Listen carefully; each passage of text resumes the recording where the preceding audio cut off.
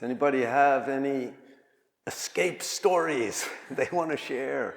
Did you escape from the karma of your own thinking? Does anybody have any questions?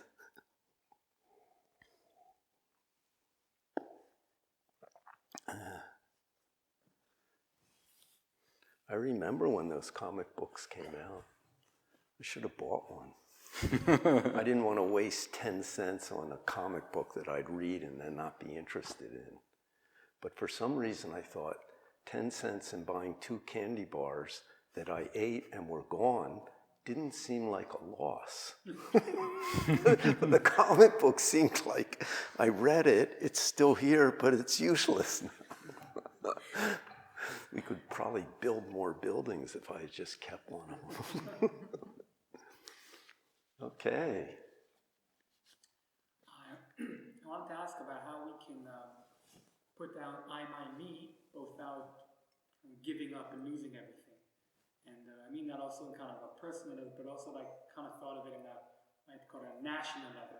As in, kind of thought like if the Ukrainians just gave up on my country, my land, my people, and just said, okay, fine, Russia come in, take over and everything, I mean, you know, that would end the war, but there wouldn't be Ukraine anymore. So kind of how can we put down that my, me, but also not just kind of give away everything and, I don't know, lose everything. Give away everything.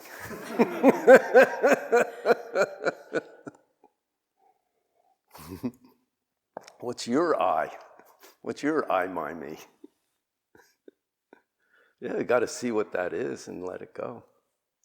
That's right.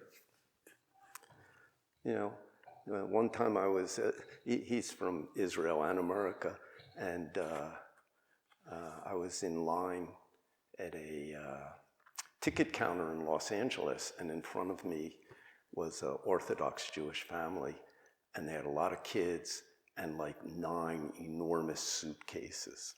And they had 3 of them, the mother and father had 3 of them on the ground opened, and they're looking for something, probably for one of the kids, you know. And at one point, the guy stood up and he apologized to me in total English. So, okay, they're LA people going to Israel with the family. You know, they're not, it doesn't sound like from his sound he's originally, definitely they live in LA. And I said, it doesn't matter, you know, don't worry about it. And I turned to the other mom. I'm Jewish, so I can talk about Jewish people. I grew up Jewish. I turned to my other Sanim and I said, now I understand why people have to have land. Because what's the big thing in Israel? You know, it's fighting about the land, right? It's kind of where my question started in my head. Yeah, because we have to have a place to keep our stuff. If you got a lot of stuff, you have to have a place to keep it. And one of our things is this. Where are you going to put it? You know, where are you going to keep it and have it be comfortable? So if you're attached to anything, yeah, then you will have issues. Yeah. If you want to get married and have it be good, put down I, my, me. I think it's just great that we have this question, what am I?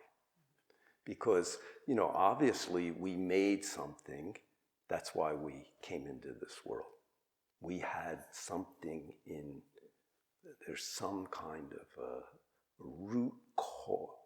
There's a reason we were born, because we wanted something. You know, from a Buddhist point of view, you wanted life. You wanted form, and we got it. So Zen Master Sung San used to always say, being born is #1 mistake. You know, #1 big mistake. Today I had to do this Zen cafe on the internet, and somebody said she had 2 big regrets in life. One was she's 46 now, married, has a couple kids, but she had this boyfriend for a bunch of years and then broke up, and she has this regret, like, why was I so stupid to be with this? Why did I choose this guy? And the second regret is she got tricked out of some money, some big money. And so to me, the main thing was she was talking about regret. And Buddha said, one of the hindrances to meditation, which also means a hindrance to life, is regret. And what takes away regret is, actually the English word is zest, but it's sort of like energy for right now, enthusiasm for this moment, for the present moment. And as you put yourself completely in the present moment, like you guys did when you were escaping, you had a direction, get out. All the details just sort of came about as you dealt with each thing. I think the best part to me in your story was when you guys aren't being allowed out of the city limits, you just sit down, don't know, and then somebody comes over and says, go. And it could have been something else, but then the rest of the story would have gone that particular way. But the same thing with I. I mean, we made this. So what are we going to do about it? Yeah. And the best thing to do is see through the attachments. And then I think we can actually turn our karmic situations into the Bodhisattva way, into the path. So, you can say theoretically about Ukrainians, if the Ukrainians put down, well, somebody put down I means they went and they're going to fight, So who knows, each individual, what putting down I means will appear by itself. We don't know what, how can I say, our universal path is. It's like Musangsa just got this sense in the 1950s. He couldn't teach the way he wanted to in Korea, so he wanted to go to the West. And he went without knowing anything. He had very little money, didn't speak English. And one time somebody said to him, oh, you went to Poland to teach. And he said, if I went to Poland with the idea of teaching, I could not accomplish anything. He just went because it's another part of the world, and let's see if anybody's interested in what I do. Maybe it's not I do, it's just go and do something, So, you have to find what is your realm. I think we're all dealing with the same game, okay? We made this form, and we have some karmic energy thing going on, each of us, from somehow we created in the past. We don't even know exactly what it is. And there's suffering, and we got to deal with desire, anger, and ignorance, and impermanence, suffering, and non-self. How do you want to deal with it? What's the playing field that you want to deal with it, those things in? Do you want to deal with desire, anger, and ignorance, impermanence, suffering, and non-self as a layperson? Do you want to deal with it as a single person, as a married person, as a parent, or a non-parent, or a sanim? How do you want to deal with it? It's the same difficulties. I, my, me, desire, anger, and ignorance, have a body, have a thinking, impermanent, suffering, and non-self. It's the same deal, just what's your playing realm? What are the forms you're going to do and deal with those things? If you're out for happiness, then you better have the big happiness in mind, which is not our usual idea of happiness. The true happiness, I think, comes from that moment when you can let go of everything. What Sung Sansini called the mind revolution. You suddenly perceive something that you're attached to, and you let it go, or sometimes just perceiving that, you'll naturally let it go, and a path opens up. And Tibetans say, instead of being concerned about my situation, how do you turn, well, they say turn appearances, whatever appears, turn it into the path. So how do we do that? Practice mind. What is this? What am I? Universe, this is another great one I think Musangsa would say. The universe has no meaning, no reason, no choice. But if we attain no meaning, it changes and becomes big meaning. We attain no reason, it changes and becomes big reason. We attain no choice, it changes and becomes big choice. We can't control what appears, but we can completely decide what we do with what appears.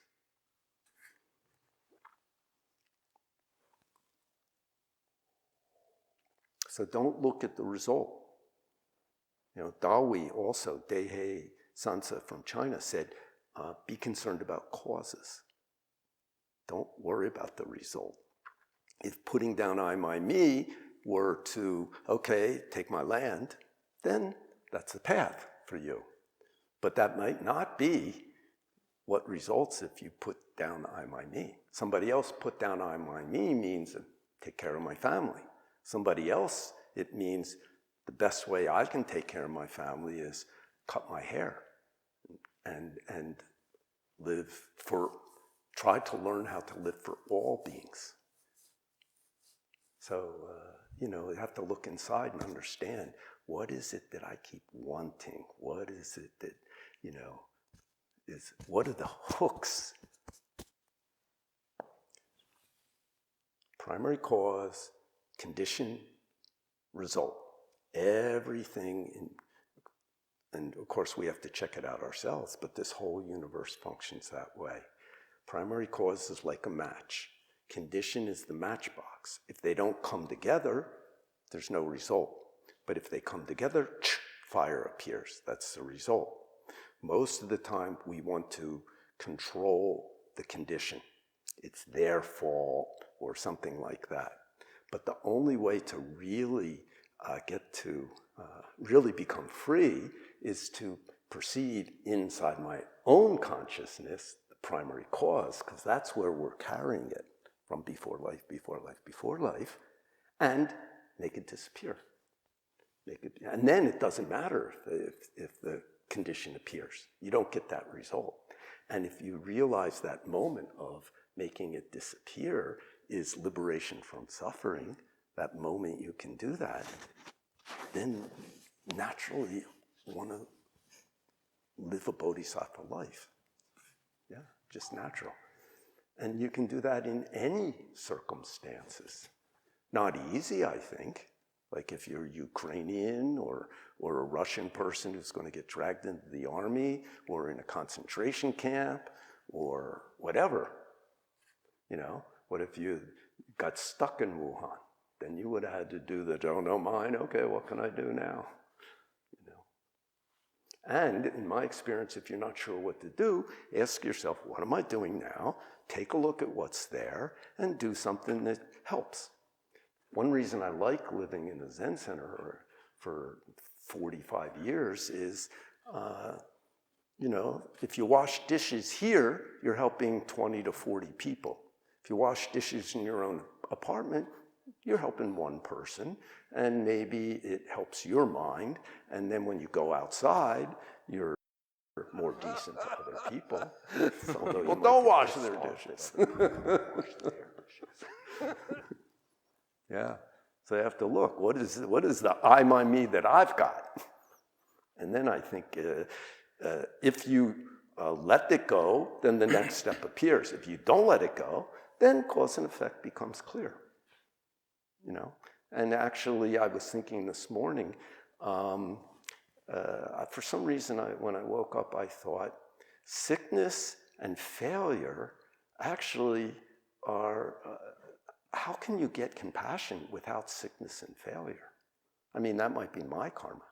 It's really helped me to have body issues and failures, which at the time are horrible. But they help you, see the more important things. That all beings are suffering, everyone.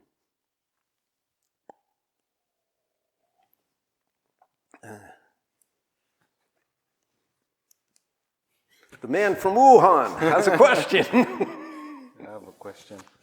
The 11th patriarch of Zen in India said that delusion and enlightened is like hidden and revealed. That brightness and darkness are not separate from one another. So my question is, how brightness and darkness are not separate from one another? How? Because as soon as you make one, you make the other. That's the way it is. The whole universe is a creation of opposites. And so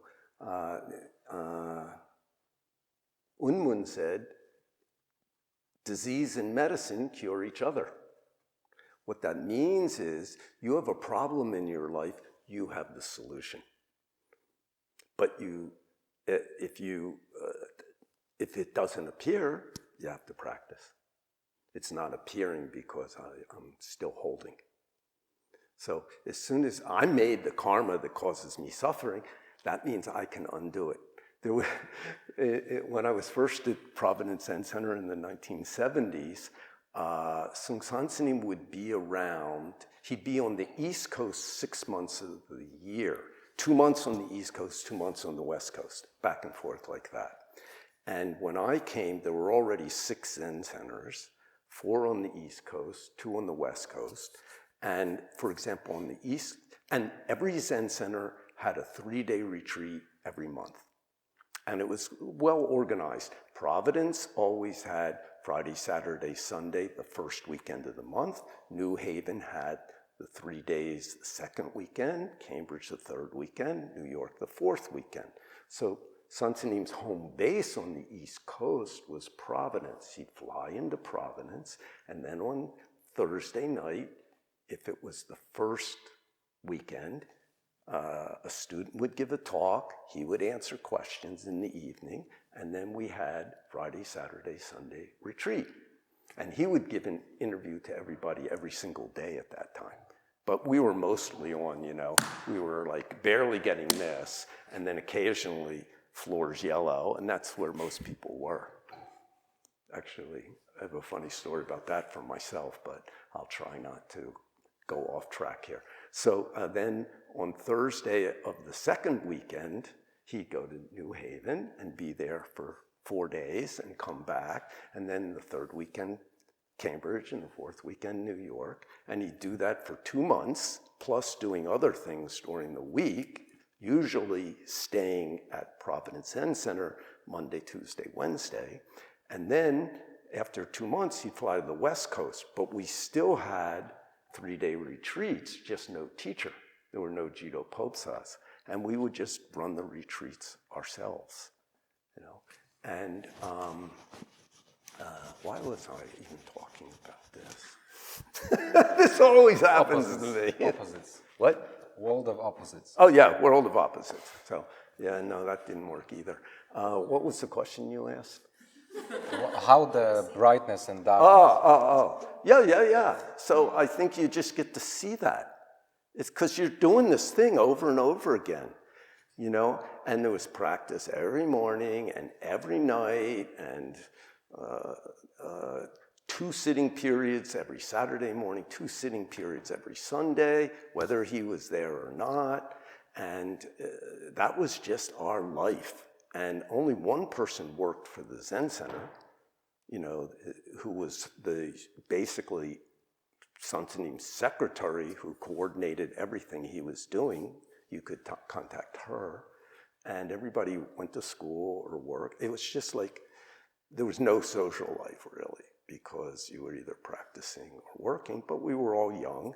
And it was exciting to try and make a community with people that you may not choose to live with normally.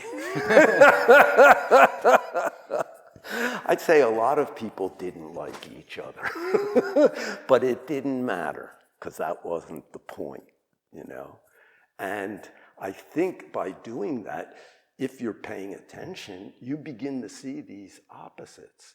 And now I remember, Tuesday nights, when he was there, he'd always give a short 5-minute talk after evening practice, which was great. To me, it was like Grandpa was telling me how this universe works and how a human being actually, the mind-body works. It was so great. And when he wasn't there, once a week on Tuesdays after chanting, we would listen to some other spiritual person. And there was this guy, for some reason we got this tape of a guy named Reverend Ike. He was a black Protestant minister from Los Angeles. And I remember we had such a great time listening to Reverend Ike. He was in the 50s and the 60s. Reverend Ike's basic teaching was, if you can think it up, you can think it down. So you made the problem, you have the solution. But we have to find it. And you don't necessarily look for the solution, just like you guys did. We're stuck, don't know. And then something appears. I mean, it might have been back to Wuhan, and okay, what do we do now? You know, but it happened to be, get out of here, you know? So that's the point. And Reverend Ike knew that.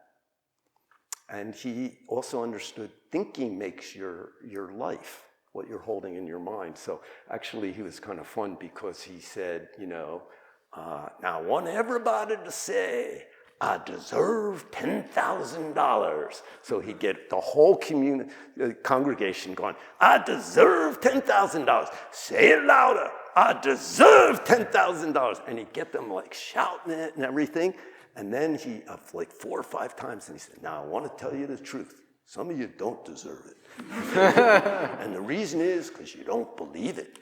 You don't believe you deserve. I believe I deserve $10,000, so I got a Cadillac and I got a diamond on my ivory stick because I believe it, you know.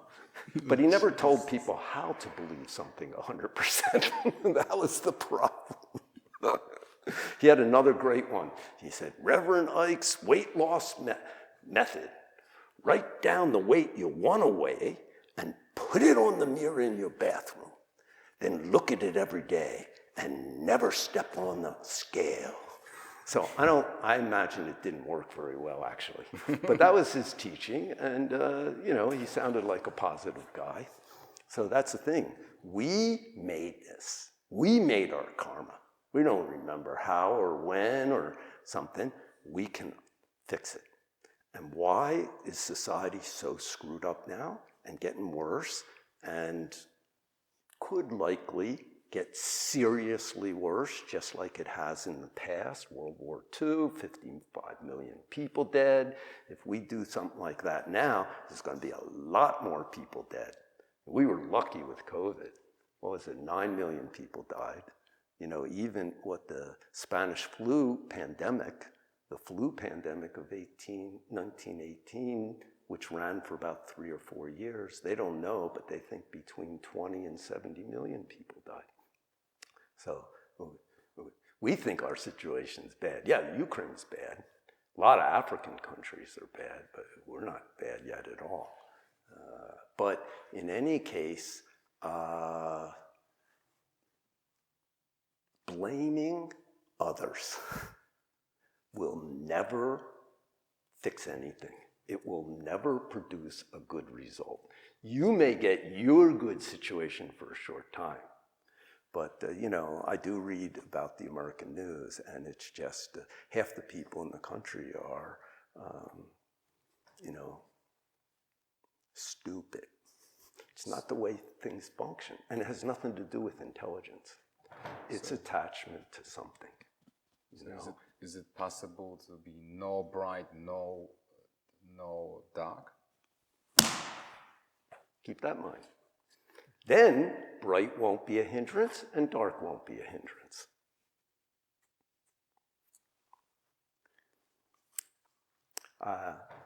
Any other questions? Yeah,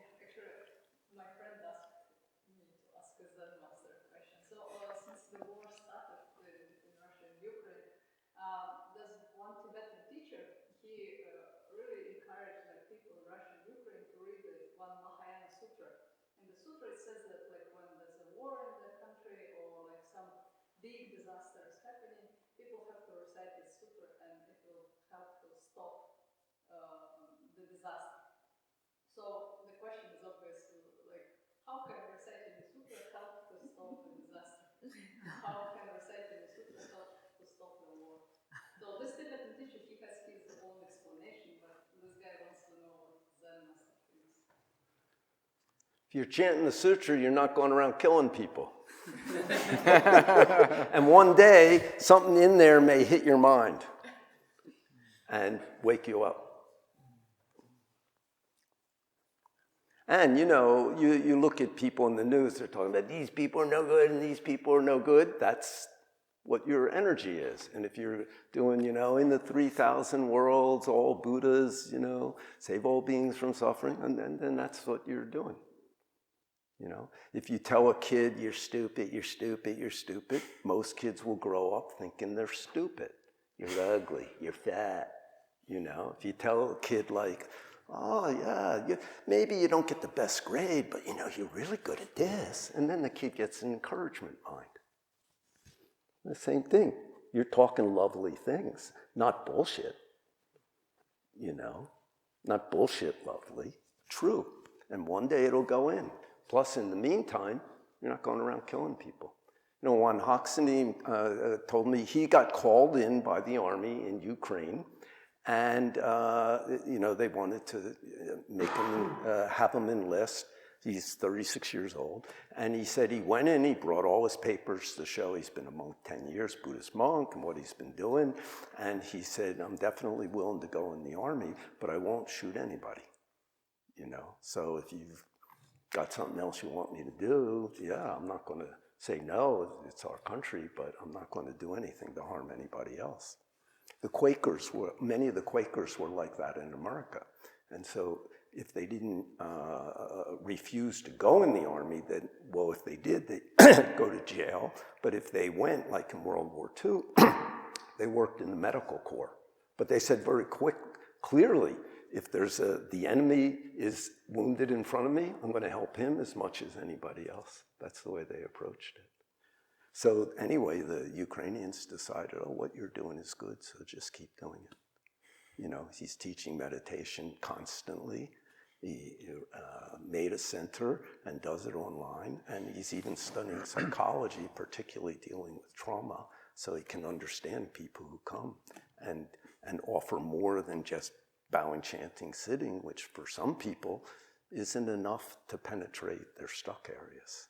Useful together with psychology, but sometimes you need to talk with somebody who has dealt with things like, you know, sexual abuse and this and that, or kidnapping or whatever.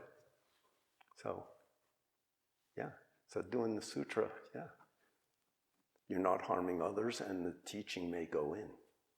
And that's a big transformation. Because this is more than one life thing that we're dealing with. You know, this is more than one lifetime. And that doesn't mean we should take it easy. It should be all the more reason to pay attention every moment. Do your best every moment. Even if you're sick in your room. Practice moment. Moment's very important. Moment is all there is. Somehow in the Zen Cafe I was thinking about, I remember, actually it's one of my best memories from primary school. I was 9 years old, and the desks, we had these old wooden desks. I mean, you could like smell the age. The school was built in 1890. It was all stone and wood, and the stairs where the kids went up and down, we had to go in the line, you know, up the right side, down the right side. The wood was worn away like this from 60 years. Let's see, I was there in 56, so 66 years when I started elementary school of kids going up and down. My mother, my uncle went to the school. The 5th grade teacher taught them. That's how old she was. Mrs. Greig. I think she taught them at the beginning of her career and taught us at the end of her career. But one day I was sitting in class and thinking, and I've talked about this before, where's the line in nature between Tuesday and Wednesday? And it's such a wonderful thing to think about, you know. Where's that line? You know, it's not like, it's not there's not a line at midnight. So how does Tuesday become Wednesday? The only place there's a line is on the calendar or the watch, the clock. And we just pick a certain time. So then I'm thinking, okay, then what? Then what? There's no line, so there's no days. Days is made up. So what is there? Since there's no day, and actually there's no night, that's sort of arbitrary. I mean, does night start, okay, it's going to get dark here around 5. Does night start at 5? Well, you know, a month ago it must have started at 6. But now it starts at, you know, it's like there's no night and day. That's just totally made up. Yeah, there's light and dark. There's light and then not so light, then dark, darker, dark, dark, dark, dark, not so dark, a little light, lighter, lighter. Like that, there is that, although it's not happening like this, it's just happening like this. So there's dark and light coming and going. And then what about time then? There's no time at all. There's just this moment, but there's always moment.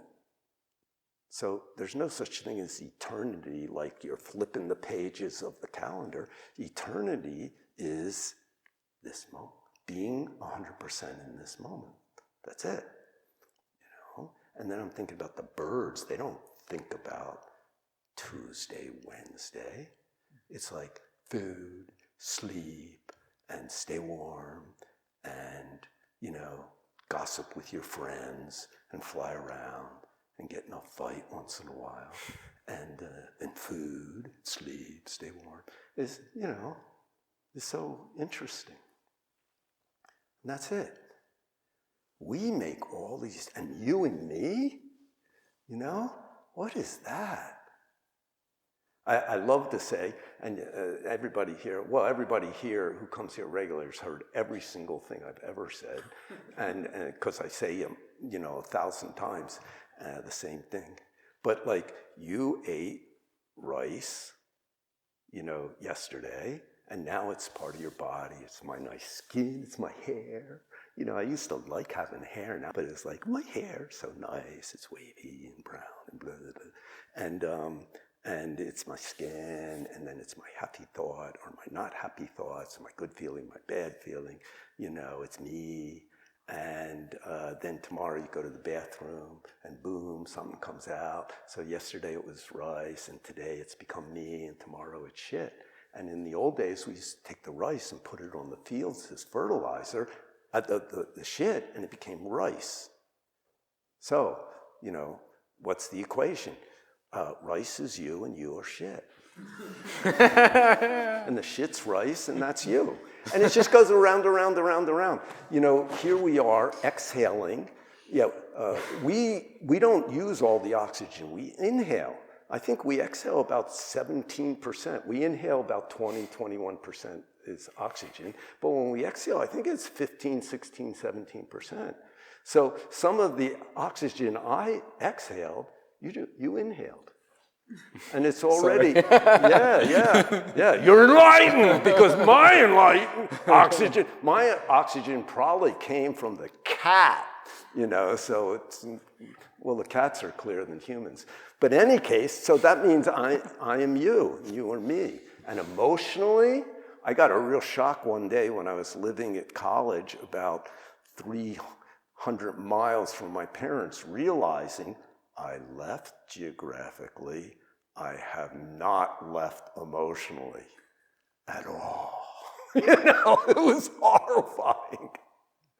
And if you've been in love and broken up, you realize that emotions are like flesh. And as it gets separated, there's blood, there's emotional tearing and blood. That's what this suffering is. because it's all mixed up with. So what is I and you? I mean, it's like a stupid circus, even our bodies. Of course, if I cut you, your body feels pain, and I might feel bad about it or good about it. That's what humans do. So we should have those questions. What am I? That's what it's talking about, you know? What is this I? Your thinking, almost all came from other people. Every single word you use came from other people, right? I mean, I didn't make up the word make up. I didn't make up that word. Poor people make up words. But nobody in here has been poor enough to make up any words. You just copied other people's words. Other words and other people. Even our thinking. God, I think I was lucky in a way. I grew up when people actually seemed to be, well, I guess they are now too, concerned about like others. I guess you did too. Otherwise, why would you come here? Unless you're 100% selfish and you know that you're making yourself suffer, that's okay. That's pretty good. What time is it?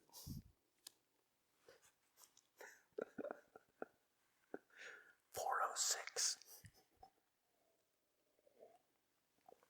See if you can pay attention each moment. And what is the first thing that happens in a moment? Actually, usually it's thinking. That's what our attention is on. But it's not thinking. The Hindus say that in 1 second, if this is going back and forth in 1 second, the swing is divided into 70 individual moments. They have some Sanskrit word for it. So there are 70 moments in 1 second. How many of that are you aware of? That's why somebody like Musangsa can see us and pick up so much automatically.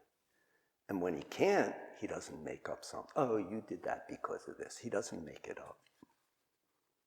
He just gathers more information. Because you know, when we think somebody's doing it for some reason and we put that out, we actually make it more like that. And we do that to ourselves too. You know?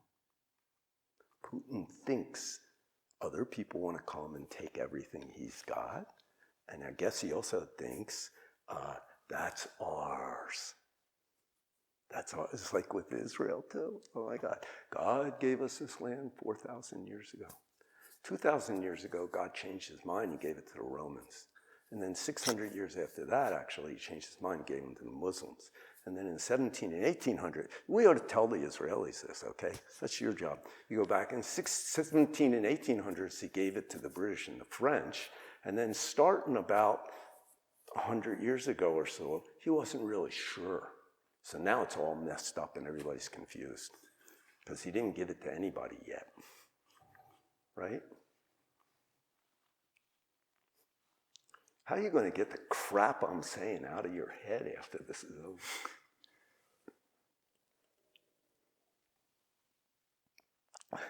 Good. Everybody looks terrible right now. So take a deep breath and take a break and have dinner. Try to pay attention to the moment. And forget about the rest of your life.